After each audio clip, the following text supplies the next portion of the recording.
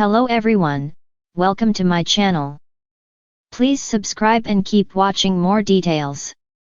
Carter issues a veiled threat to Ridge and Steffy&Finn stands his ground with Brooke.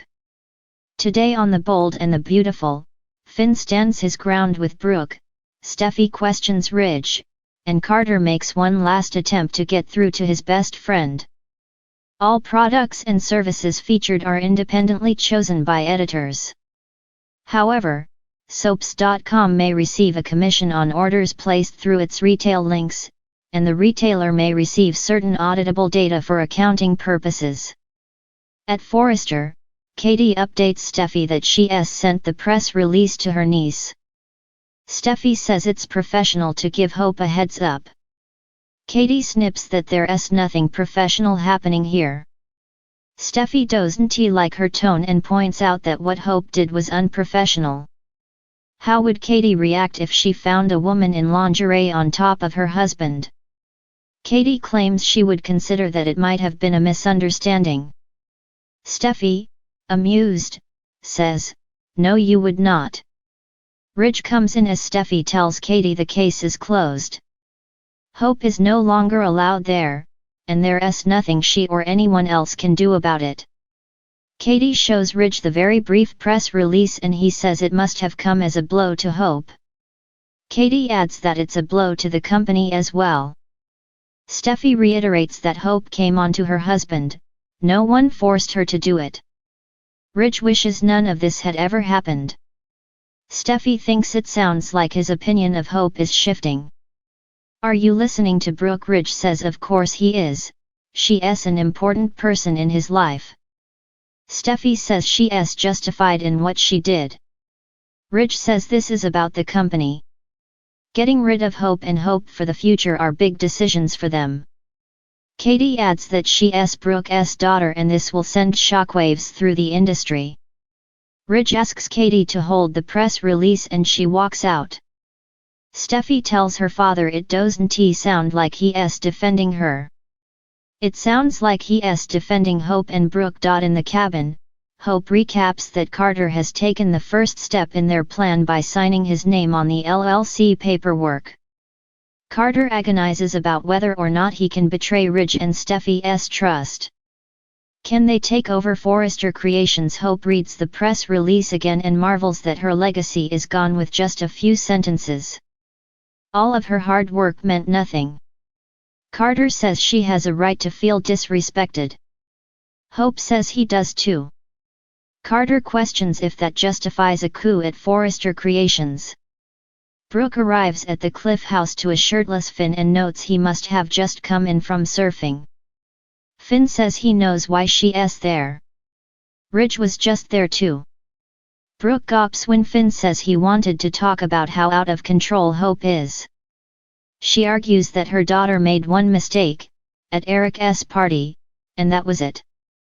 Finn says it was a pretty big mistake, and his wife thinks so too. Brooke says she apologized and said it wouldn't happen again, and it didn't. Finn says it did, she came onto him in lingerie at Forrester. Brooke clucks that it was just a misunderstanding.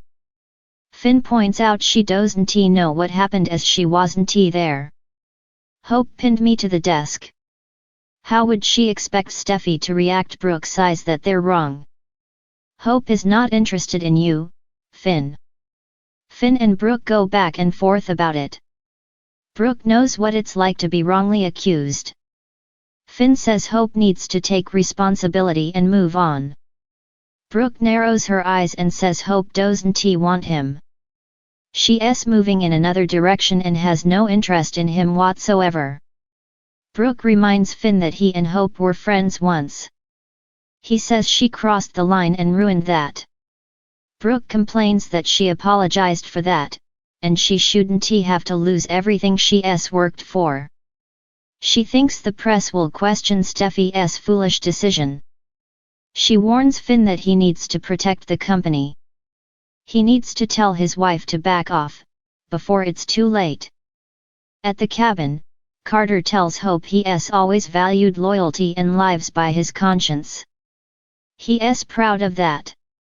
Hope says sometimes loyalty is misplaced.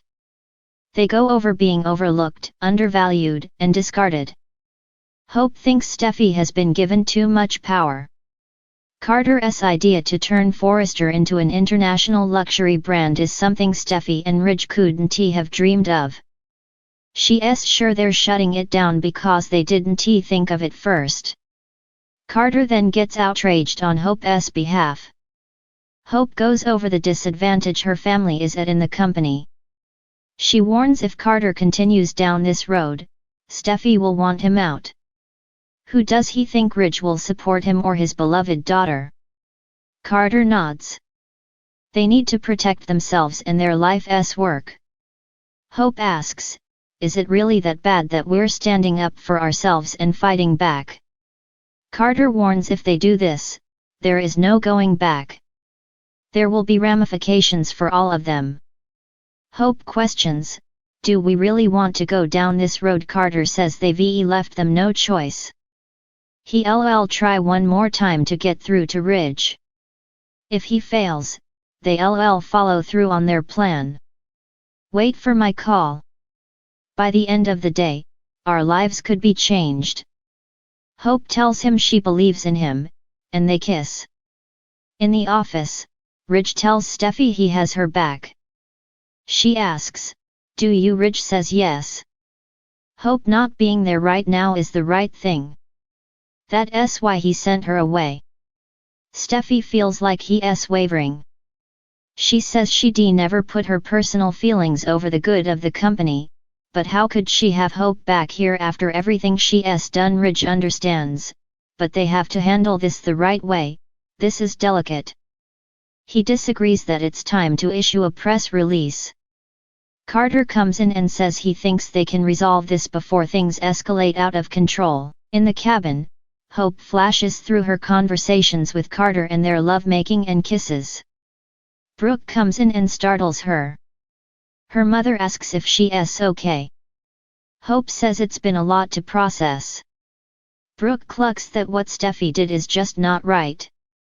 They both know she wasn't wearing lingerie for Finn. I went to talk to him. Hope asks how that worked out. Brooke admits, not so great. She just wishes he'd believe she's not after him. Hope says Carter has her heart. Brooke told Finn that he has to convince Steffi to change her mind before it's too late. Hope nods, yes. Before it's too late. At Forrester, Carter tells them they'll have to agree to disagree on what happened in the design office. The optics of firing Hope are terrible. Steffi questions being concerned with optics when Hope came on to her husband. Carter tells her to be concerned about the company. He loves this place and has dedicated over a decade of his life to it. We all have something at stake here. Are you really going to fire Hope? Brooke's daughter Steffi tells him he's grasping at straws here. Carter complains that the Logans have been discounted and dismissed for years. That's why he thinks firing her is personal. Steffi replies, you're damn right it's personal. But it's also business. How is she supposed to work with someone she can't trust? Why is this so hard to understand? Carter tells Steffi her issues with Hope are holding her back. She needs to deal with her issues. Ridge thinks he needs to take a breath. Carter is fighting for the company. He declares that Forrester Creations will never be the same if they don't reinstate Hope and hope for the future. You have no idea what's at stake if you don't. In the heart of Forrester Creations, the normally serene executive suite was brimming with tension. Carter Walton, usually the composed and measured coup, had fire in his eyes as he entered the room where Ridge and Steffi awaited. Ridge, with his hands shoved into his pockets, leaned against the desk with an air of casual defiance, while Steffi, seated nearby, eyed Carter with suspicion. Carter, Ridge greeted, his tone wary. You seem intense. I have reason to be, Carter replied, his voice low but firm. He wasn't here to mince words. He had been the loyal confidant for years, but today, loyalty had its limits. Is this about the design leak? Steffi asked, cutting straight to the point. Because if it is, let me remind you that we're already dealing with it. It's not just about the leak, Carter said, his tone laced with a warning. He locked eyes with Ridge, then Steffi. It's about something bigger. Something you both seem blind to. Ridge straightened, his casual stance disappearing. What are you trying to say, Carter? I'm saying that your constant meddling in personal lives, particularly Finn and Steffi's, is starting to have consequences for this company, and if you don't pull back, you might find yourselves dealing with more than you can handle. Steffi bristled, standing up. Are you threatening us? No, Carter replied, though his tone said otherwise. I'm warning you. Finn has stood by you, Steffi, time and time again.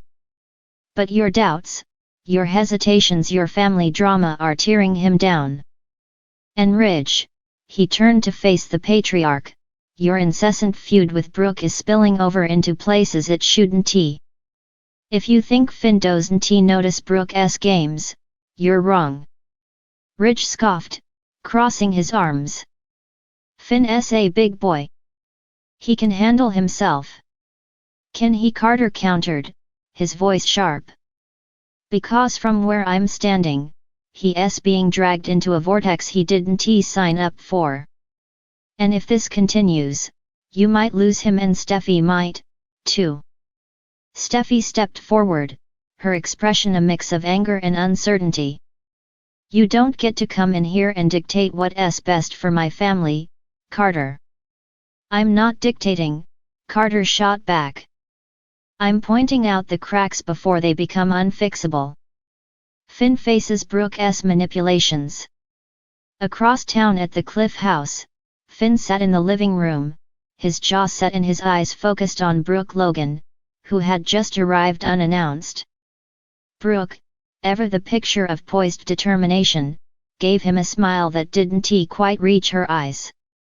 Finn, she began sweetly, I just wanted to check in. I know things have been complicated with Steffi lately. Finn raised an eyebrow. Complicated, or manipulated? Brooke's smile faltered for a moment before she recovered. I'm not sure what you mean. I think you do, Finn replied, his tone calm but steely. You've been planting seeds of doubt about me in Steffi's mind. Don't think I haven't noticed. Brooke gasped, her hand flying to her chest in mock offense. I would never do that. Finn, I care about Steffi and you. I want what's best for both of you. Then stay out of our marriage, Finn said bluntly. Steffi and I have enough to deal with without outside interference. Brooke's demeanor shifted, the sweetness melting away to reveal a harder edge. I'm just trying to protect her, Finn. You have to understand Steffi's been through so much. I won't let her get hurt again. And you think I'm the one who hurt her? Finn asked, his voice rising slightly. What about her family? What about you and Ridge constantly pulling her in opposite directions? That's what's hurting her, Brooke, not me. Brooke narrowed her eyes. You're defensive, Finn. That's not a good look. I'm standing my ground, Finn corrected. There's a difference. The tension between them crackled like a live wire. Brooke took a step closer, her voice dropping to a near whisper. You should be careful, Finn. Steffi's loyalty to her family runs deep. If you force her to choose. I won't, Finn interrupted. Because I trust her to make her own decisions. Can you say the same?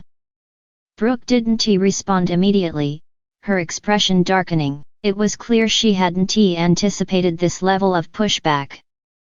A brewing storm. Back at Forrester Creations, the confrontation in the executive suite was nearing its boiling point. Ridge paced, his frustration evident, while Steffi stared at Carter with barely concealed fury.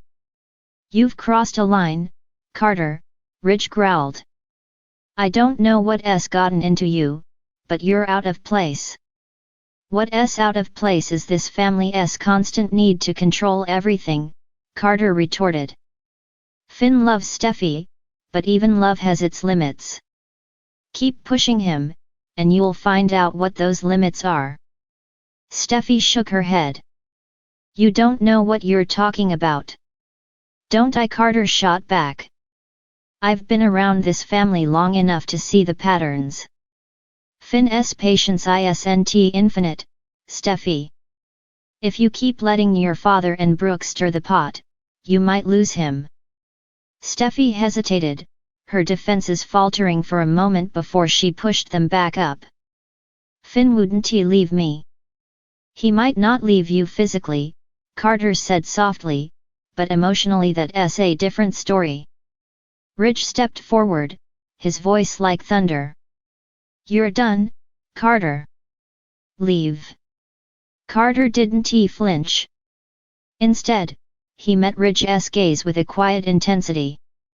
"I'm not the enemy here, Ridge. But if you keep treating me like one, you might lose more than my loyalty." With that, Carter turned and walked out, leaving Ridge and Steffi to stew in the aftermath of his veiled threat. Uncertain futures. Later that evening, as Finn recounted his conversation with Brooke to Steffi, her mind raced. She knew Carter's words had merit, even if she didn't want to admit it. Finn was strong, but he wasn't invincible. Brooke's meddling, her father's stubbornness, everything was piling up. "Are you okay?" Finn asked, his voice breaking through her thoughts. Steffi looked at him, her heart aching with a mixture of love and guilt.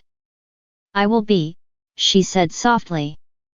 "But we need to figure this out together."